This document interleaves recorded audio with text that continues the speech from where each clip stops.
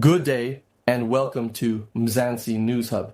Today we're covering the latest developments as the state calls its second witness in the Cat Matlala trial. We'll break down the courtroom testimony, explain what it could mean for the case, and keep you updated with the facts as they unfold. If you value clear, reliable updates on South African news and major court cases, please like this video, subscribe to Mzansi News Hub, and turn on the notification bell so you never miss our latest reports. Now, let's get into today's story.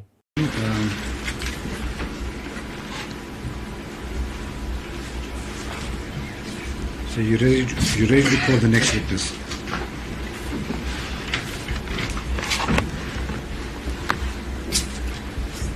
Yes. My Lord, so the next witness is Mr. Jaco Shepard. He's number 88 on the witness list, the very last witness. Just bear with me for a second. On the updated list.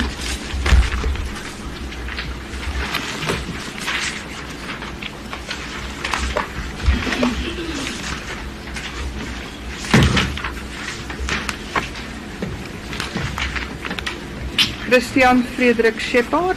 Yes. He will prefer to testify in English, my Lord. 1 second.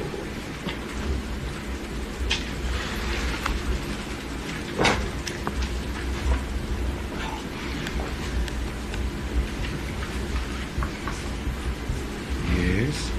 My Lord, Mr. Shepard's request to me was that he would want his privacy to be protected out of the position which will become clear from his evidence. So I would ask then that the cameras be switched off and that his face not be shown, even though the streaming of his evidence may be allowed.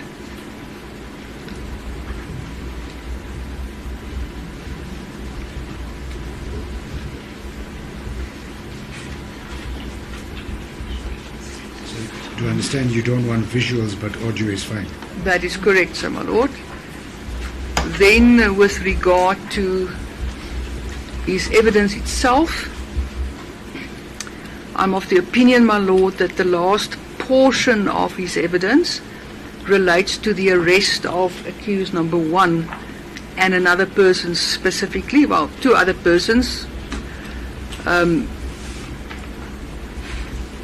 So his evidence relate to the arrest then of accused number 1 specifically in relation to this case. Between me and the defense, we've already canvassed this aspect, specifically Mr. Gissen and Mr. Strauss from the legal team. So I'm of the opinion that the last portion of his evidence should be treated as part of a trial within a trial.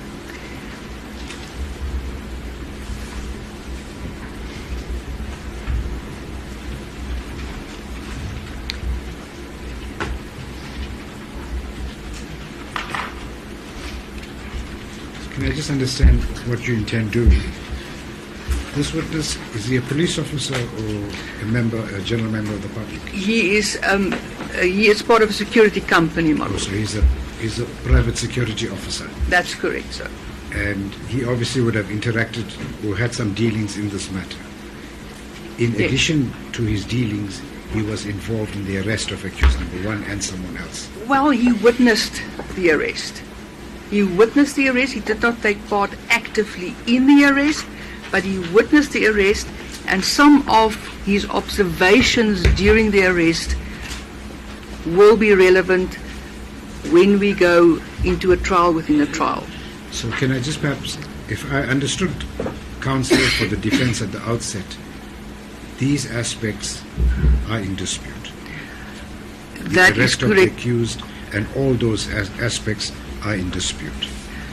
There are certain aspects that I've been made alert of, my Lord, that and maybe my learned friend will be in a better position to address the court on that. The basis of the objections with regard to the arrest and what followed afterwards, the search and seizure, and what was conveyed to Captain Segubela. Not to this witness, but to Captain Segubela.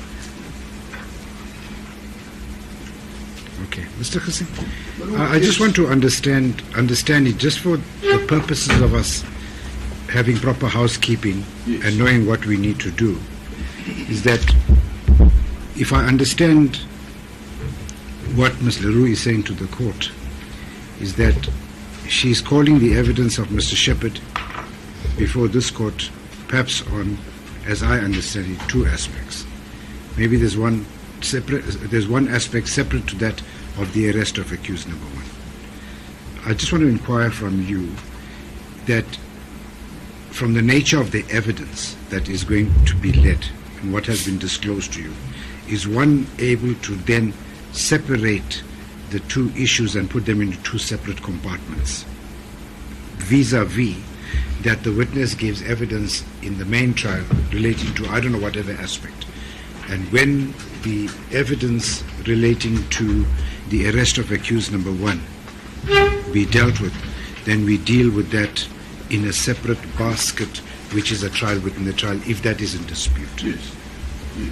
My Lord, I think to summarize it, secondly stated, the evidence that the state intends to use involves the circumstances preceding the arrest and the circumstances leading to the arrest and the arrest itself. At some stage, emanating from the discussions between myself and Advocate Leroux on behalf of the state, evidence will be adduced by this particular witness to which the defense team on behalf of accused number one objects to the admissibility of the evidence. That involves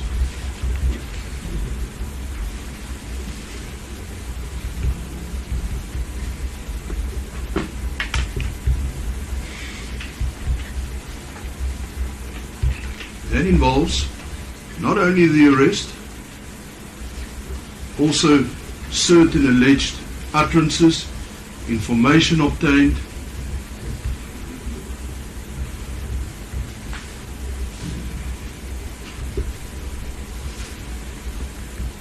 during the arrest, after the arrest, and a search and seizure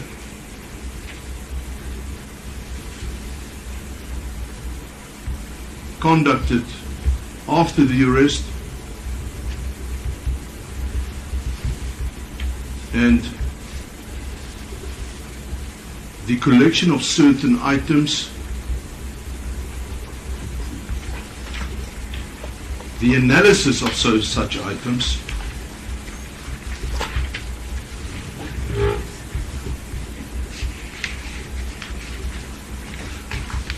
as well as subsequent downloads pursuant to the provisions of the Cybercrimes Act.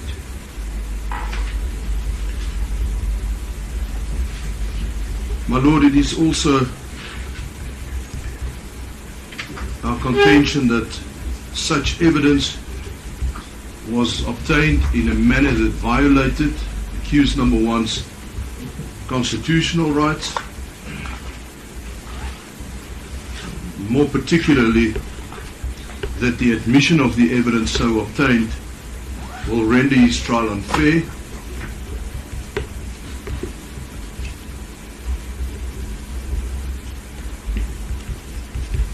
and be detrimental to the administration of justice.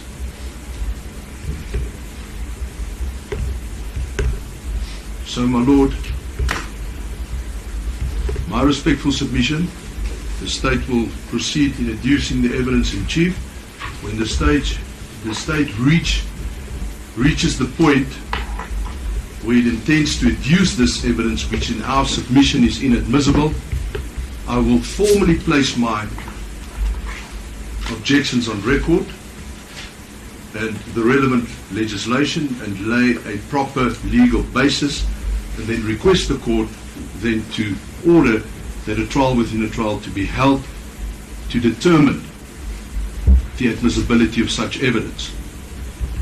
Obviously, in my view, my submission, the trial within a trial has to be dealt with first, and for you to determine the admissibility of the aspects objected to, and then, subject to your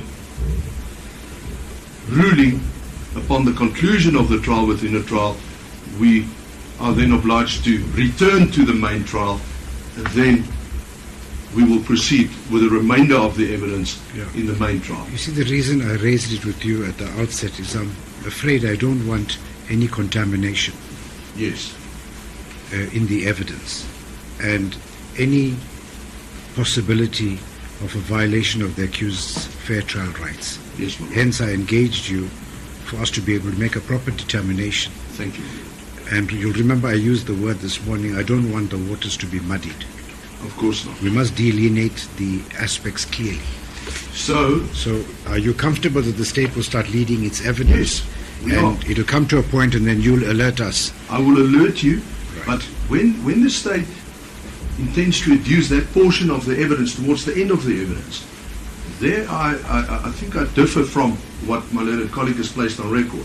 That evidence cannot form part of the trial within a trial because we are disputing the admissibility of the evidence. So the trial within a trial is a mechanism to deal with the admissibility requirements and for yourself, my lord, to determine the admissibility, as it pleases your lordship. Ms. Little? My lord, I'm of the opinion that that when we get to the point